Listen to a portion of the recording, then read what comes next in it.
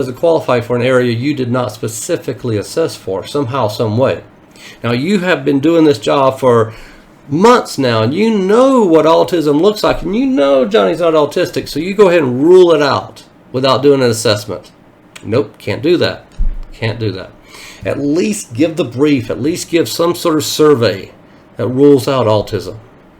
Otherwise, do not put in your report that the child doesn't qualify. That will just be an area you did not assess. You assessed an SLD and OHI. Then you can say the child qualifies or does not qualify for SLD or OHI.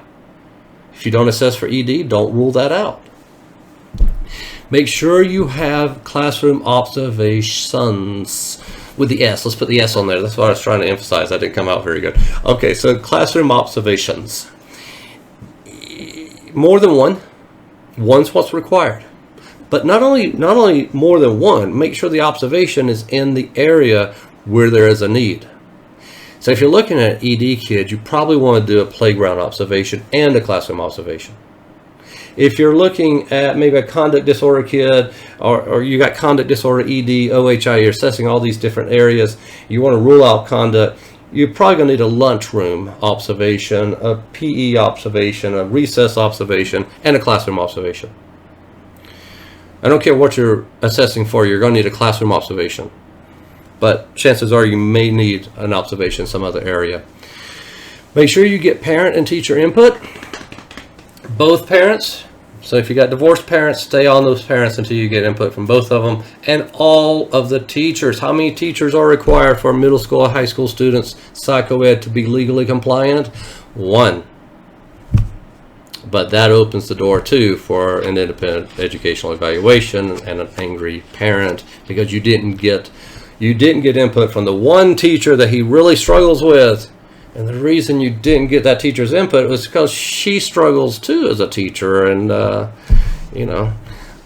doesn't do any reports or anything at all. So, all right, last thing before you send off that psychoed, make sure you know the gender of the child and search for the pronouns. So if it's a male, search for she or her in your report. Now, when it comes to a IEP, when it comes to a psychoed like this, I will go through my report and even remove all the his/hers that occur sometimes when you're copying and pasting from different templates or from different report writing software. So if it is a male student, I'll change it he/she to simply say he throughout my report. I remove any doubt, any reference to the other pronoun. And my God, make sure you're using the correct name and that it's spelled correctly every single time it appears. Autocorrect is not your friend when it comes to names.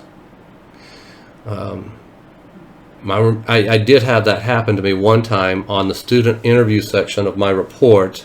Autocorrect had changed his name to something else, and sure enough, the school psychologist asked me who I was talking about in that section. Okay, so your bottom line is that with perfect knowledge comes perfect understanding. A perfect psychoeducational report would provide perfect understanding, which would cause you to be able to provide perfect interventions and the perfect accommodations. You will never have perfect knowledge. You'll never test the kid enough. You will never know all the precipitating factors that might be playing into their learning. So don't beat yourself up and don't get caught in this analysis paralysis. All right? You've got to call it at some point. And that's why I say use the goal of getting that psychoed draft out 2 weeks early. Call that your deadline and take the data that you've been able to assimilate and call it quits. That's as good as you can do until you start getting feedback over the next 2 weeks from these people that you sent the draft out to.